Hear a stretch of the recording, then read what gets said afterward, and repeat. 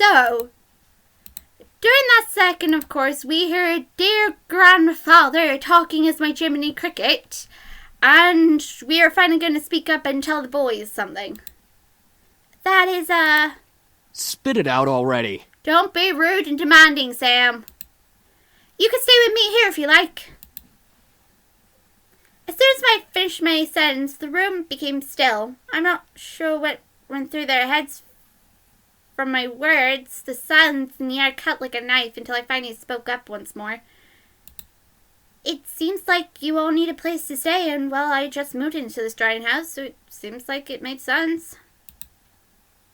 It was still quiet in the room. I decided to keep talking.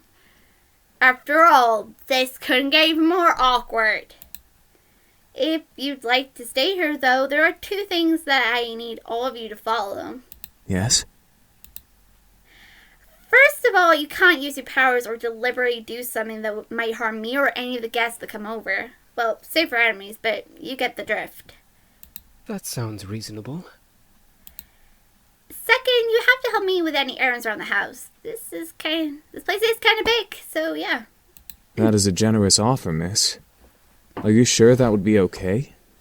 We don't wish to burden you any more than we already have. It's alright, really. I mean, I just started living here myself, so I would appreciate some help around the house. A wonderful idea. We'll live here and train while helping you with the house. Servants for the lovely princess. I love how their expression changes. You got James smiling, Eric is smiling, Matthew is smiling. He's like got a calm look, and then you got Sam, he's just like, what the hell? What? Are you serious? Indoor voice, Sam. Shh, be quiet, Sam. I haven't slept in a bed for days. I love the fact he always says about the goddamn bed. They all seem to like the idea, except for Sam. And hey, I didn't really hate the idea either, even if they were incubi. It would be interesting having fire guys help me with taking care of the house, given they would follow the rules that I just laid down. Fine, but we're not staying here forever. Only until we can beat up that group of punks. I think that is a reasonable time limit for our stay. Yes, this is awesome. Also beautiful. If you need a bedfellow. Eric, knock it off. I was happy they agreed. Maybe it's because I wasn't going to be alone for a while. Maybe it's because they all needed help and my wanting to help people was fulfilled. I would never be sure. So what are we waiting for? Let's celebrate and dig in. Finally, I'm starving. Instantly, Matthew and Sam began to stuff themselves with food on the table.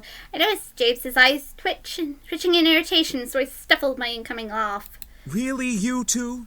You're both acting like pigs.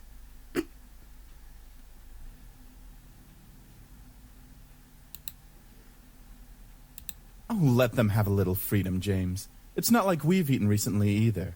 I'm sure they've been starving. Still, that's no excuse for stuffing their faces like backyard swine. I almost couldn't hold it in.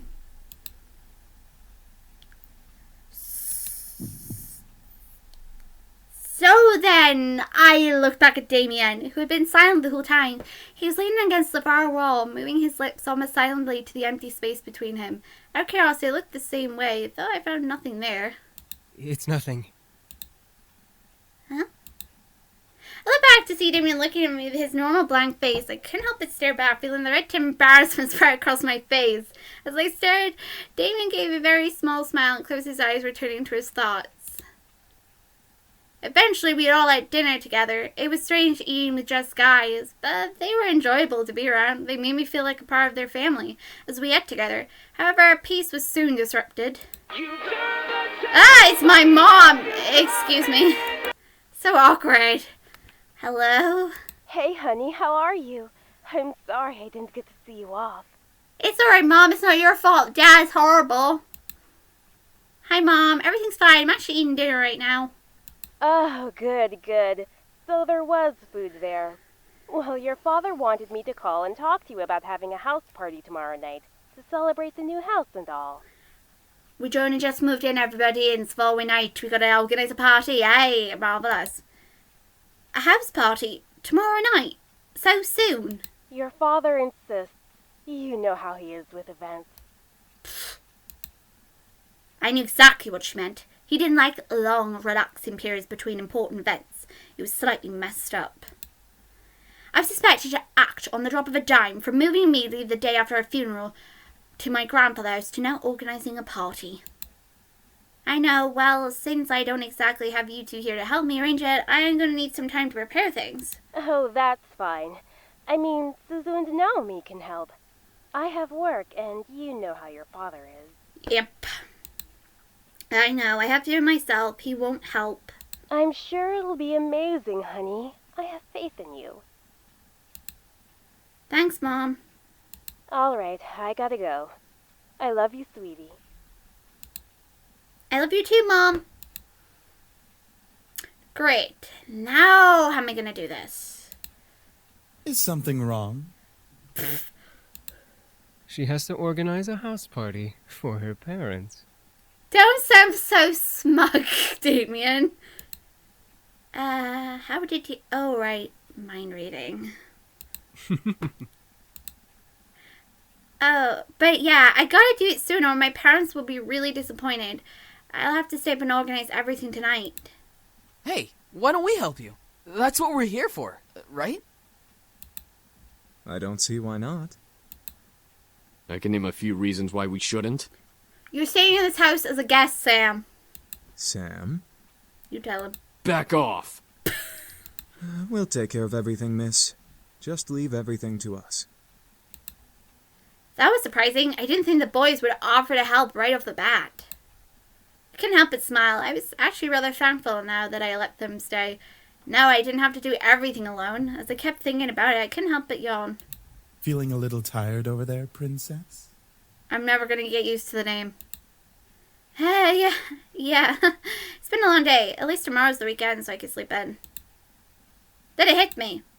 Wait, where are you all going to sleep? We found some guest rooms on the opposite end of the house from the master bedroom. I'm sure those will do just fine. Marvelous. Oh, got it. All right, then. I'm heading to my room to study and sleep. I guess I'll see you all tomorrow. Have a good night. I will, you too. With that, I left the dining room and went to my room. Eric, no. As soon as I leave the room. What? I wasn't going to do anything. Don't believe you. Yes, he was.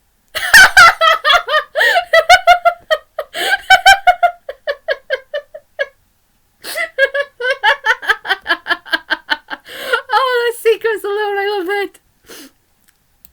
Shh! Eric was going to follow me. As soon as I got into my room, a wave of exhaustion hit me. Why was I so tired all of a sudden? I just woke up from a nap. I dragged myself to my bed and hauled up one of my bags. I opened it and grabbed my economics book, knowing that no matter how tired I was, I had to study at least a page or two before sleeping at last.